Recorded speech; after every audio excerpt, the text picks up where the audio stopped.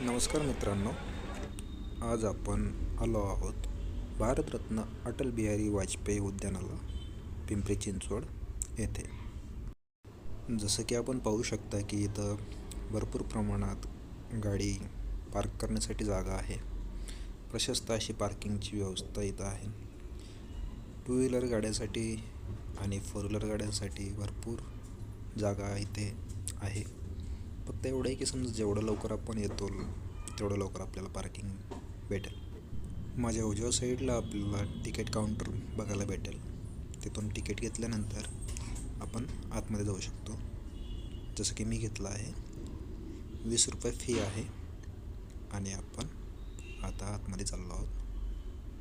इथं जे बसले आहेत यांना जे तिकीट दाखवावं लागतं, तो शूट माझ्याकडनं झाला नाही. आता इकडनं गार्डनची सुरुवात होते. तर इकडं लहान लेकरांना खेळण्यासाठी घसरगुंडी वगैरे सर्व आहे इकडं.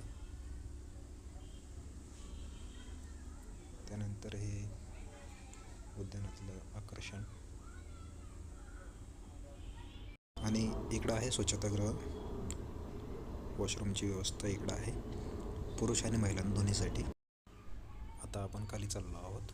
इकडं की गार्डन आहे, बसण्यासाठी कपलला वगैरे व्यवस्था आहे. कपल, लहान लेकरं वगैरे सर्वजण बसू शकतात इकडं. आपण पाहू शकतो की कपल्स वगैरे किंवा फॅमिली आलेली आहे इकडं. याच्या समोर आहे लाईटिंग वगैरे याने सुशोभित केलेलं आहे. याच्यापाशी आपण फोटो काढू शकतो, जे की माझ्या पाठीमागे बघू शकता आपण.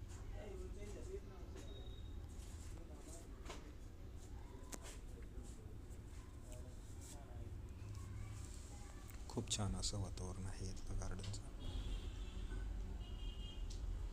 तुम्ही खालून जाऊ शकता, वर जाऊ शकता आणि भरपूर जागेवर असे थांबण्यासाठी स्पॉट तयार केलेले आहेत. जास्त करून समजा सेल्फी काढण्यासाठीच आहे, पॉईंट्स वगैरे.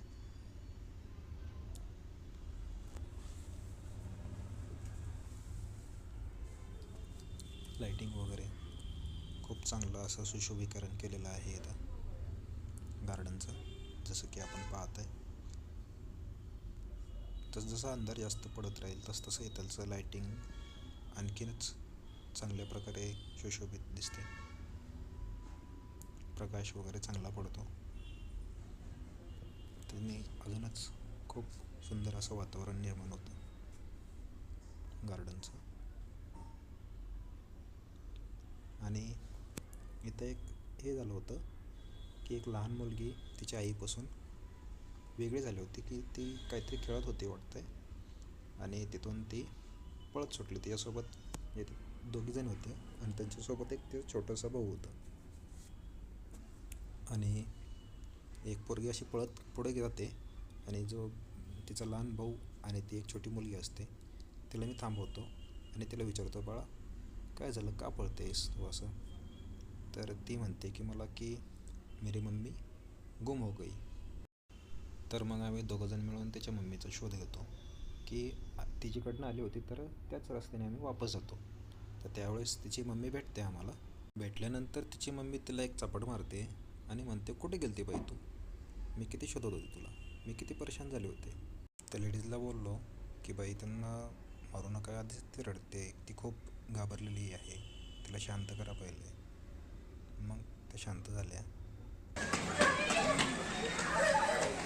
पाहिलं आपण तिकडनं